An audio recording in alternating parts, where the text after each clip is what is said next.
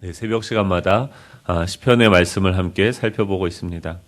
시편 119편은 성경에서 가장 긴 176절로 이루어진 말씀이죠. 지금 C.S. 루이스라고 하는 작가는 이 시편을 모든 시편 중에 가장 짜임새 있고 잘 다듬어진, 마치 오랫동안 한 땀 한 땀 술을 놓듯이 마치 숙련된 장인이 여가를 즐기면서 만든 작품과 같다라고 이야기합니다. 이 시편의 기자는 이 말씀을 너무 사랑하는 거죠. 하나님에 대한 그 경험, 하나님과 함께 교제했던 그 내용들이 너무나도 많은 거죠. 마치 한 부부가 평생을 살아가고 노년에 그 아내와 함께 보냈던 그 40년, 50년의 그 여정들을 다시 회상하는 거죠. 그러면서 수많은 이야기들이 있지 않겠습니까? 그것을 자신이 기억할 수 있도록 이 가나 다라 마바사 하면서 그 자음에 따라서 하나씩 그 일들을 생각해내면서 기록하게 되어지는 거죠. 이 시편 기자는 이 시편 기자의 그 삶 속에, 경험 속에 하나님은 정말로 살아계신 하나님이었고, 또 그때마다 자신이 하나님을 찾고 부르짖었을 때 응답하시는 하나님이었죠. 그 하나님을 모든 자신이 표현할 수 있는 모든 그 단어, 의문을 가지고선 하나님을 찬양하기로 이 시편 기자는 결정하는 거죠. 그리고 이것을 기록해 놓고선 나중에 어떻게 됩니까? 또 영혼이 쇠하고 힘들게 되어졌을 때 다시 그 말씀을 다시 보는 거예요. 이것이 시편입니다. 이 말씀을 통해서 이 하나님의 하나님 되심을 찬양하는 것. 오늘 본문은요, 제4연, 제5연, 제6연, 이 총 3연을 이제 살펴보는데요. A, B, C, D, E, F, 에 관련되는 그런 것들을 보는 거죠. 4연은 25절부터 32절의 말씀인데, 첫 번째 이 단락에서 이 시편 기자가 얘기하는 것은 이런 거죠. 첫 번째로 말씀은 이 맨 땅에 내팽겨쳐진 우리 영혼을 다시 살리고 일으키고 세우신다라는 것입니다. 25절 우리 같이 한번 읽어보도록 하겠습니다. 25절입니다. 시작. 내 영혼이 진토에 붙어 싸우니 주의 말씀대로 나를 살아나게 하소서. 아멘. 이 시편 기자가 뭐라고 얘기하냐면 자신의 영혼이 진토에 붙어 싸우니라고 이야기합니다. 지금 내 영혼이 진토에 붙었다라는 것은 무엇을 말합니까? 지금 내 영혼이 지금 땅바닥까지 내팽개쳐져 있다라는 거죠. 영적인 상태가 바닥까지 떨어져서 이 먼지 냄새가 풀풀 난다라는 거예요. 이유는 모릅니다. 하지만 그런 상황이 이 시편 기자에게 찾아온 거죠. 이 사업이 또 이 가정이 아무런 답도 없고 꽉 막혀서 아무것도 보이지 않는 그런 상황들, 그런 상황에 던져진 거죠. 여러분, 그런 상황이 나에게 찾아왔을 때 우리는 어떤 식으로 그 문제들을 해결해 나갑니까? 보통은 이렇죠. 최악의 경우를 생각을 해요. 최악의 경우를 생각해서 그 경우의 수를 내가 받아들일 수 있을까? 그것을 할 수 있는 최선의 경우는 무엇일까? 계속 고민하고 잠도 못 자고 애를 쓰는 거죠. 그러면서 만약에 그 최악의 경우의 수를 생각했을 때, 최선의 경우의 수를 생각해도 답이 안 나오고, 이 최악의 경우의 수를 생각했을 때, 그것을 자기가, 이것을 유지하기 위해서, 이 가정을 유지하기 위해서, 이 회사를 유지하기 위해서 내가 해야 되는 그 최악의 경우, 그것을 내가 감당할 수 있을까, 내가 버틸 수 있을까를 생각하게 되어지는 거죠. 그러면서 계속 우리는 뭘 찾습니까? 넘어져도 되는 이유를 찾죠. 핑계를 찾아요. 경기가 안 좋고 정부가 어떻고 국제 정세가 어떻고 지금 내가 넘어지는 것은 괜찮은 거야. 내가 이 가정을 포기하는 것은 괜찮은 거야 하면서 우리는 자꾸 어디로 합니까? 이 땅 쪽으로 그 내팽개쳐져 있는 그 상태에서 포기하고 싶고 버려두고 싶은 거죠. 많은 사람들이 이런 생각들 가운데 이 영혼이 점점 땅 속으로 들어가고 결국 삶을 포기해버리죠. 지금 이 시편 기자는요, 그런 상황이죠. 포기하기 위한 핑계를 찾으면 안심하고 포기하고 넘어지는 그런 상황에서 지금 이 진토에 자신의 영혼이 진토에 붙은 그런 상황에서 이 시편 기자는 어떻게 합니까? 내 영혼이 진토에 붙었는데 주의 말씀대로 나를 살아나게 하소서라고 기도한다는 거예요. 내 영혼이 진토에 붙었는데 저 땅바닥에 떨어졌는데 넘어져 내팽개쳐 있는데 나를 주님의 말씀대로 살아나게 하여 주십시오라고 이곳에 계신 하나님을 바라보면서 그분께 나아가는 거죠. 내 생각으로 포기하고 지레 겁먹고 아무것도 못하고 포기하는 것이 아니라 그 생각 속에, 이 어두운 생각 속에 이 영적인 와이파이를 켜는 거예요. 하나님의 임재 가운데 들어가는 거예요. 이곳에 계신 그 하나님을 바라보는 거죠. 이 말씀은 무엇이에요? 그 하나님을 보게 하는 거죠. 이 말씀이 그래서 능력이죠. 전혀 절망과 포기할 수밖에 없는 그런 절벽 같은 상황에서 더 이상 앞으로 나아가면 떨어질 것 같은데 그런 눈에 보이지 않는 기이한 길이 다시금 보여지게 되어지고 그 절벽에서 하나님께로 나아갈 수 있는 그 다리를 열어주는 것이 바로 이 말씀인 거죠. 이 시편 기자는요 계속해서 이야기합니다. 26절이죠. 내가 나의 행위를 아뢰매 주께서 내게 응답하셨사오니. 자신이 과거에 하나님께 기도했을 때 나의 상황들을 아뢰었을 때 주님께서 나에게 응답하셨사오니 지금도 주의 율례들을 나에게 가르쳐 주십시오. 전에 나에게 응답하셨던 하나님, 아브라함에게 응답하셨던 하나님, 이삭에게 응답하셨던 하나님, 지금 나에게도 찾아오셔서 나에게 가르쳐 주십시오. 가르쳐 준다는 건 뭐예요? 내 생각 속에 새로운 생각들을 불어 넣어달라는 거예요. 그러면서 나에게 주의 법도들의 길을 깨닫게 하여 주십시오. 그리하시면 내가 주의 기이한 일들을 작은 소리로 읊조리이다라고 이야기하죠. 절망과 같은 캄캄한 그 생각 가운데 주님 나에게 가르쳐 주시고 무엇을 알려달라고 합니까? 주의 그 법도들의 길을 나에게 알려달라요. 하나님께서 예비하신 그 길, 하나님께서 계획하신 그 길, 여호와께서 나의 목자시라고 한다면, 나의 삶을 지금도 인도하고 계신다고 하면 그 길이 무엇인지 나에게 알려주십시오. 그 길을 깨닫게 하여 주십시오. 그것을 깨닫는 거예요. 그 길이 보여지기 시작하는 거죠. 그래야 하시면 내가 주의 기이한 일들을 작은 소리로 읊조리다라고 얘기해요. 그 길을 가지고 이제 뭐예요? 읊조리는 거죠. 찬양일 수도 있고요. 또 이것이 기도일 수도 있는 거죠. 우리와 가운데 하나님께서는 어떤 방식으로 일하십니까? 우리에게 가르쳐 주시는 거죠. 예전에 응답하셨던 그 하나님을 다시금 의지하고 그분께 나아가게 하고 그 율례들을 가르쳐 주시고 깨닫게 하시는 거죠. 그분의 길이 있다라는 것을 깨닫는 거예요. 지금 보이지 않아요. 근데 걸어가다 보면 그곳에 길이 있다라는 것이 알게 되는 거예요. 믿음의 길을 가는 거예요. 보이지 않는 길을 가는 거예요. 그런데 그 길을 가면 그곳에 하나님께 나아가는 죽음을 누가 통과해 봤겠습니까? 누가 십자가에 죽어봤겠습니까? 예수님께서 그 길을 가신 거예요. 십자가에 믿음으로 나아가셨어요. 죽음을 향해서 나아가셨어요. 그 홍해가 가로막고 있는데 요단강이 가로막고 있는데 그 말씀을 가지고 그곳으로 나아가니까 발을 내디니까 그 죽음이 벌려지고 그 가운데 하나님께로 나아가는 새로운 땅으로 나아가는 길이 열려지는 거죠. 이게 무엇입니까? 이게 믿음인 거죠. 이게 말씀의 길인 거죠. 여호와가 나의 목자시면 내게 부족함이 없으리이다라고 고백하는 그 시편 기자의 고백처럼 여호와께서 나의 목자시라고 한다면 지금 내 상황은 다 망한 것 같고 아무것도 보이지 않고 정말 길이 없는 것 같은 그런 상황이다 할지라도 이것이 내게 부족함이 없으리이다라고 고백하는 거죠. 이 마음 안에서 이 생각 안에서 이 하나님이 역사하셔야 되는 거죠. 왜 이 시편 기자가 그걸 다 일일이 계속 기록하겠어요?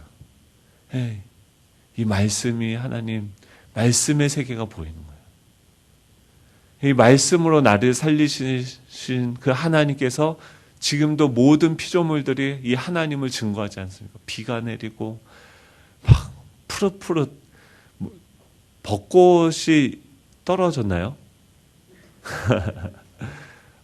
근데 벚꽃이 필 때도 너무 아름다운데 그 벚꽃이 피기 전에 그 정말 삭막했던 그 고목과 같은 나무에 푸릇푸릇하게 그 이파리들이 생겨나는 것을 한번 보셨어요? 얼마나 신기합니까? 어떻게 그 죽어 있는 것 같은 나무에, 정말 벌거벗을 것 같은 그 나무에 그런 생명들이 움터오고 자라고 또 꽃을 피고 열매를 맺습니까? 모든 피조물들이 하나님의 그 생명으로 충만해져서 하나님을 증거하고 있는데, 자꾸 우리는 어떻습니까? 이 어두움이 우리 마음속에, 또 이 상황이 우리 마음속에 들어와서 그 상황이, 이 어둠이 우리에게 왕노릇하려고 하는 거죠. 그랬을 때 어떻게 합니까? 이 말씀을 주시는 거죠. 말씀은 우리의 생각을 다시, 우리의 생각의 지평을 다시 열어주는 거예요. 우리가 걷지 못했던 길을 가게 하는 거예요. 그곳에 하나님을 경험하게 하는 거예요. 그것이 하나님의 일하시는 거죠. 영혼이 진토와 같이 땅바닥에 내팽개쳐져 있을 때, 영혼이 짓눌리고 녹아버릴 것 같고 죽을 것 같은 그런 상황일 때 어떻게 해야 됩니까?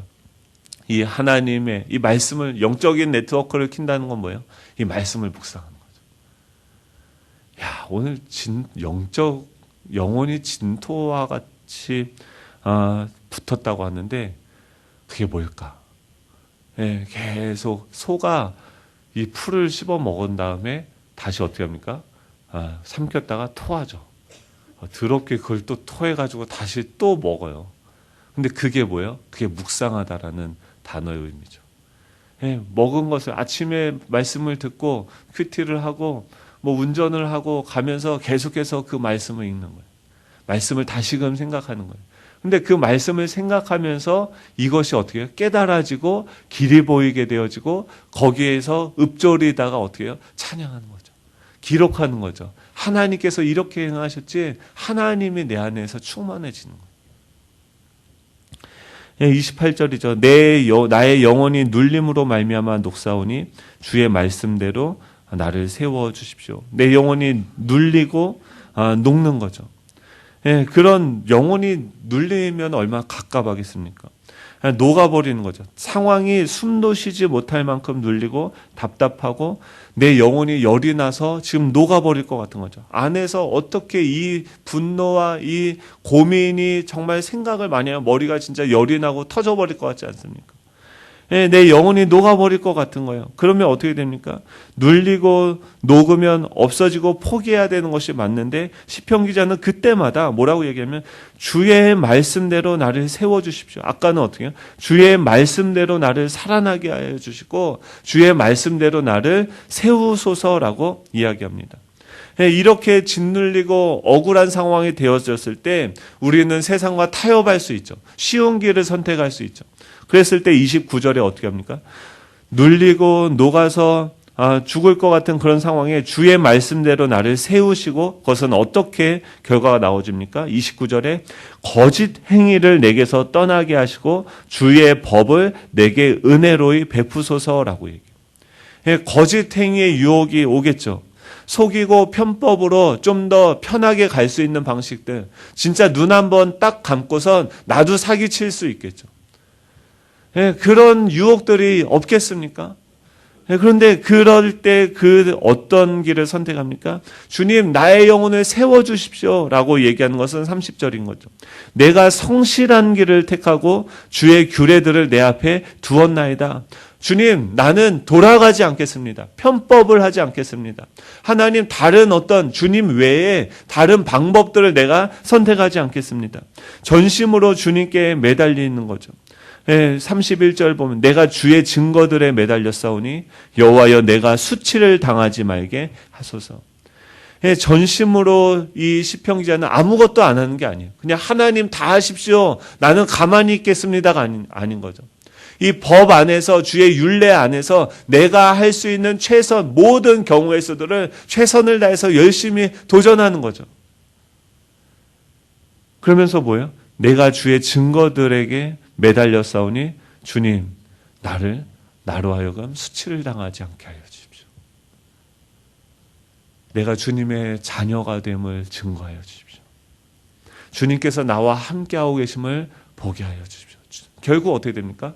주님의 영광을 나타내는 통로로서 자신을 사용해 달라고 주님께 드리는 거죠. 자신의 삶이 예배가 되는 거예요.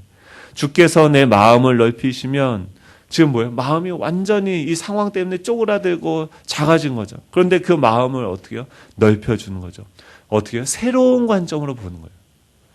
예, 좌절과 절망이 아니라 지금 내 상황을 보면 그 사람을 신뢰하기가 어려운 거죠. 용납하기가 어려운 거죠. 내 자녀들을 품기가 어려운 거죠. 예, 결국은 무엇입니까? 내 그릇이 작은 거죠. 예, 결국은 나의 문제인 거죠. 나의 그릇을 넓혀달라고 주님께 기도하는 거예요. 어쩌면은 지금 이렇게 고민하고 염려하고 했던 모든 것들이 나의 그릇이 작기 때문에 모든 것들을 내가 담기엔 너무 큰 상황인 거죠. 그랬을 때 어떻게 해요? 하나님의 마음 가운데로 들어가는 거죠. 하나님의 능력 안에서 보는 거죠. 하나님의 그 마음 안에서 내가 기도하는 거죠. 예, 내 영혼이 내 진토같이 땅바닥에 내팽개졌을 때, 영혼이 짓눌리고 녹아져 버릴 것 같고 죽을 것 같을 때 우리는 어떻게 해야 됩니까? 예, 시편 기자는 이 영적인 네트워크를 켜고 하나님의 임재 가운데 들어가서 이 상황을 다시금 보는 거예요. 예, 우리가 요새 요셉을 주일마다 묵상하고 있는데 요셉은 어떻습니까? 요셉만큼 억울한 사람이 어디 있습니까? 예, 형들에게 팔려가서 애굽으로 가죠. 억울한 모함을 당하죠. 영혼이 정말 진토와 같이 되어졌고 눌리고 녹아버릴 것 같은 상황이 요셉의 상황 아닙니까?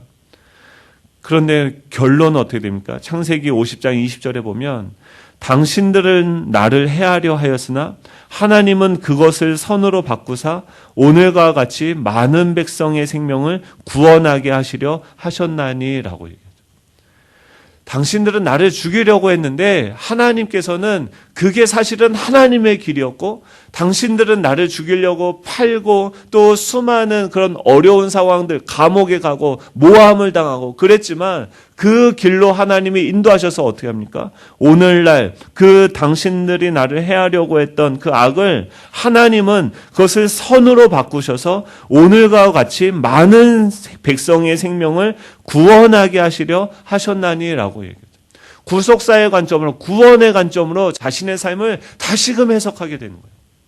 예수님이 우리를 살리시기 위해서 수치를 당하고 조롱을 당하고 심판을 당하고 죽으신 거죠. 형벌을 받으신 거죠.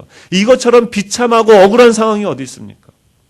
그런데 우리 삶 속에서도 그런 억울하고 비참한 상황이 오는데 사도 바울은 그것을 어떻게 해서 옵니까? 예, 그들의 당할 고난을 내 몸에 채운다는 거예요. 그리스도의 남은 고난을 내게 채운다는 거예요.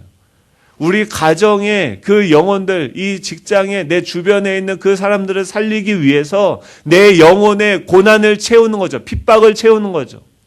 그런데 하나님은 어떻게 해요? 그것을 선으로 바꾸셔서 그 많은 생명들을 구원하시는 일들을 우리를 통해서 하시는 거예요. 이 하나님의 선하심, 인자하심, 그 약속을 이루어 가시는 자신의 아들을 십자가에 내어주시는 하나님의 마음은 어떻겠습니까? 우리가 그 고통을 받고 있는데 내가 이렇게 힘든데 하나님의 마음은 어떻겠습니까? 그 마음이 우리 가운데 부어지는 거예요. 그러면서 어떻게 해요? 다시 일어나서 그 십자가를 향해서 나아가는 거예요. 이게 기도죠. 마음을 살피시는 이가 로마서 8장 27절 29절에 이렇게 합니다. 마음을 살피시는 이가 성령의 생각을 아시나니 이는 성령이 하나님의 뜻대로 성도를 위하여 간구하심이라. 우리가 알거니와 하나님을 사랑하는 자 곧 그의 뜻대로 부르심을 입은 자들에게는 모든 것이 합력하여 선을 이루느니라. 성령께서 하나님의 그 생각을 아시고 하나님의 뜻대로 우리를 위해서 기도하고 계시는 거죠. 우리가 이 말씀을 묵상한다는 것은 무엇입니까? 기도한다는 것은 무엇입니까? 그 성령께서 우리를 위해서 중보하시는 그 임재 가운데 들어가서 그분의 계획과 그분의 마음과 그분의 어떤 길을 다시금 보는 거예요. 28절에 하나님을 사랑하는 자, 왜 고난이 옵니까? 하나님의 자녀니까 고난이 오는 거죠. 하나님이 사랑하니까 맡기는 거죠. 하나님이 기뻐하는 자니까 그 십자가로 하여금 너가 내 마음을 아니까 십자가로 나아가 달라고 부탁을 하는 거죠. 그 하나님을 사랑하는 자, 곧 그의 뜻대로 부르심을 입은 자들에게는 어떻게 됩니까? 모든 것이 합력하여 선을 이루느니라. 하나님이 미리 아신 자들을 또한 그의 아들의 형상을 본받게 하기 위해서 미리 정하셨으니 이는 그로 많은 형제 중에서 맏아들이 되게 하리라. 이 하나님의 형상을 회복하시는 일을 하시기 위해서 하나님은 우리가 전혀 생각하지 못한 길로 인도하시고 그 고난을 터널을 통과하게 하셔서 결국 그 많은 사람들을 살리는 일을 하고 계시는 거죠. 우리가 당하는 그 일들 하나님이 아신다고 하면 이것은 나쁜 게 아니에요. 하나님은 선하시다는 사실을 날마다 붙잡아야 되는 거죠. 이 시편은 뭐예요? 이 찬양은 뭐예요? 이 말씀으로 내 삶을 조율하는 거예요. 이 말씀으로 내 삶을 다시금 맞춰가는 거예요. 조율하는 거예요. 튜닝하는 거예요. 음이 잘못되어 있었어요. 하나님의 형상으로 하나님의 아름다운 그 형상을 나타내는 존재였는데 이 사망의 지배를 받아서 두렵고 염려 가운데 그냥 허무하게 진토와 같이 그냥 흙처럼 살아가는 거죠. 그런 우리 가운데 이 말씀은 어떻게 해요? 우리의 삶을 다시금 살아나게 해요. 제 음을 찾게 하는 거예요. 우리의 삶에요, 이 말씀의 이 튜닝기가 필요하죠. 조율이 필요해요. 우리의 삶으로 하나님을 노래하는 거예요. 하나님의 악보를 보고선요, 악보, 저는 맨날 그 상상을 해요. 악보 보면 이렇게 콩나물들이 막 올라갔다 내려갔다, 올라갔다 내려가죠. 막 올라갈 때, 뭐 나아졌지, 왜, 뭐 이러지 않습니까? 근데 그걸 상상을 해요. 이 콩나물들이 막 올라가요. 그때 어때요? 내 영혼이 정말 기뻐서 하나님께 높이 올라가서 그분의 얼굴을 마주 대하고 있을 때죠. 근데 어떨 때는 이 콩나물이 저 밑에까지 내려가요. 우리는 영혼이 진토의 바닥에 완전히 내팽개쳐 있는 상태인데, 그때는 어떤 때입니까? 하나님이 우리에게 가장 가까이 내려와 계실 때죠. 높아질 때, 막 차 타고 맨날 찬양하고 뭐 이렇게 들으면서 콩나물 대가리를 상상하는 거죠. 올라갔다 내려갔다, 올라갔다 내려갔다. 근데 이게 뭐예요? 노래가 계속 같은 음으로 재미없죠. 그렇죠? 올라갔다 내려, 오르락 내리락, 오르락 내리락 하면서 뭐 이러면서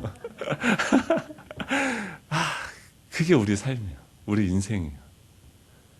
그러면서 뭐 하는 거예요? 내 삶으로 하나님을 노래하는 거죠. 하나님, 내가 주님을 기뻐합니다. 하나님, 내 영혼이 진토하고 음부에 떨어진 것 같은 그 상황에서도 하나님은 다시 일으키시는 거예요. 내가 가까이 갈 수도 있고 주님이 가까이 올 수도 있는 거예요. 그 하나님을 찬양하고 노래하는 거죠. 주의 말씀대로 나를 살아나게 하여 주십시오.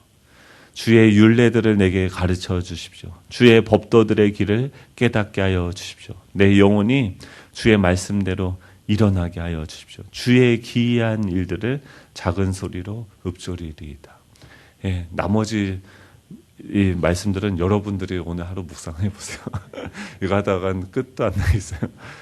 이 말씀을 계속 기영, 니은, 디귿, 리을 하면서 계속 하나님을 묵상할 수 있게 이 시편 기자는 어떤 장치를 마련한 거죠. 힘들 때마다 이걸 기억하면서 그건 나만의 시편을 쓰는 거예요. 기억으로 시작하는 하나님, 우리를 기억하신 하나님, 이런 식으로.